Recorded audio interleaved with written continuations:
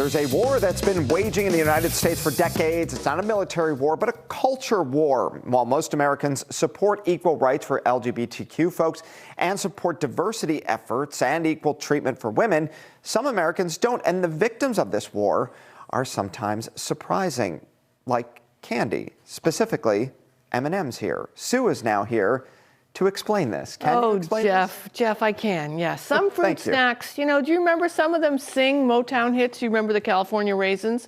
Some candies, they don't have pants.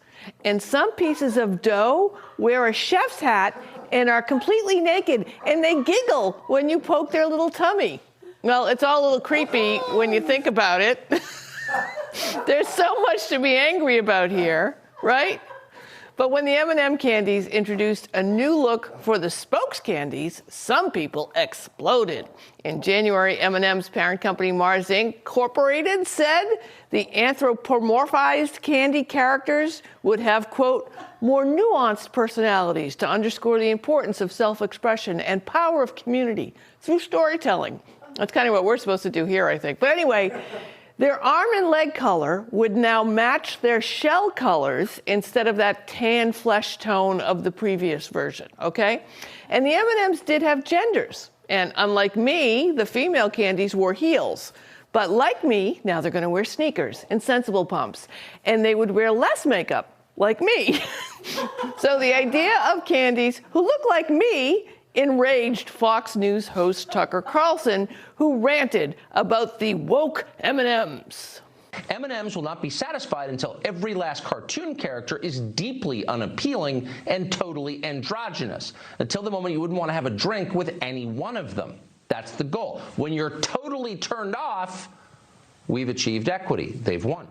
Tucker, I'm in the room. I can hear you.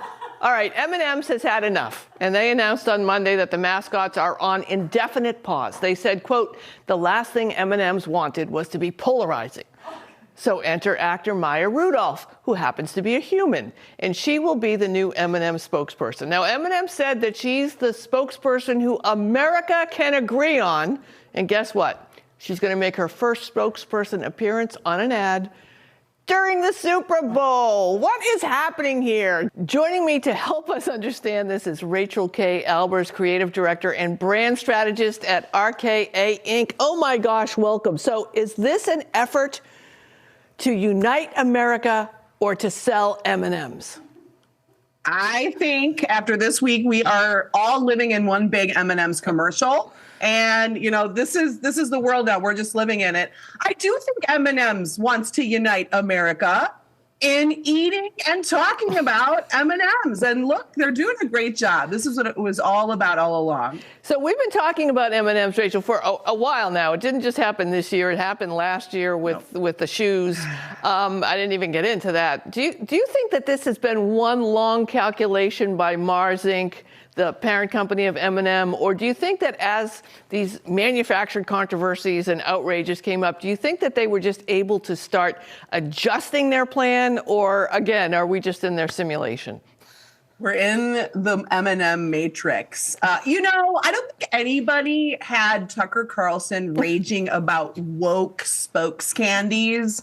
And, if they're sexy enough or not sexy enough, who do you want to have a drink with? No one had that on their 2022 bingo card. I do not think that Mars planned or anticipated that, but they rolled with the wave. And if you look at candy sales for 2022, candy sales were back to pre-pandemic levels by Halloween time, meaning Mars, which is the biggest candy company in the world, didn't suffer thanks to the spokescandy scandal of 2022. Things are going well for them. So I think now, is it calculated?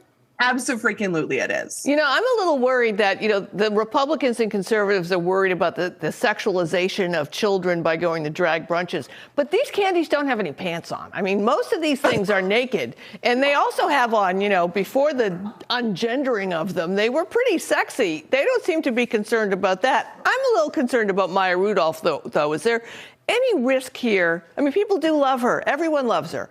Is there any risk to her brand by wading into this candy controversy?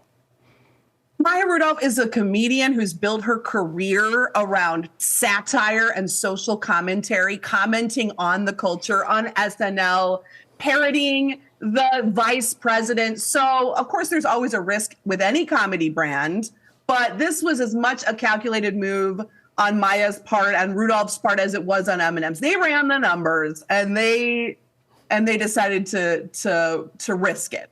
So, of course, we're on the eve area, getting close to the Super Bowl. These commercials, some years we watch for the commercials, some years we're disappointed about the commercials. We don't know what else is coming down the pike yet. And then they show some of the commercials before the Super Bowl, which I always hate. Do you think that this might be the most talked about ad maybe in Super Bowl history? I think that, unfortunately, M&M's has created a new category of how we enter into the Super Bowl. How the big box stores unleash Christmas earlier and earlier every year. Now we have this new pre-Super Bowl commercial runway that brands are going to be worrying about. They're going to teach this in PR and marketing classes. I think, though, what's great about right now is we're all talking about M&M's because there's no other commercials to talk about. We'll see if on the day of the big game, any other brands kind of elbow their way in. But right now, it's M&M's world, and we're all just living in it. I just want to do a throwback to the boomers, though. There was a time when there was a rumor that bands used to make you take the green M&Ms out of the M&Ms that were backstage in the concert riders. So listen, M&Ms, it's their world. We're just here. Rachael K. Albers, thanks so much for joining us. We'll look to talk to you after the Super Bowl to get your take on all this. Jeff, back to you. I know way too much now that I never thought I would before. Thank you, Sue.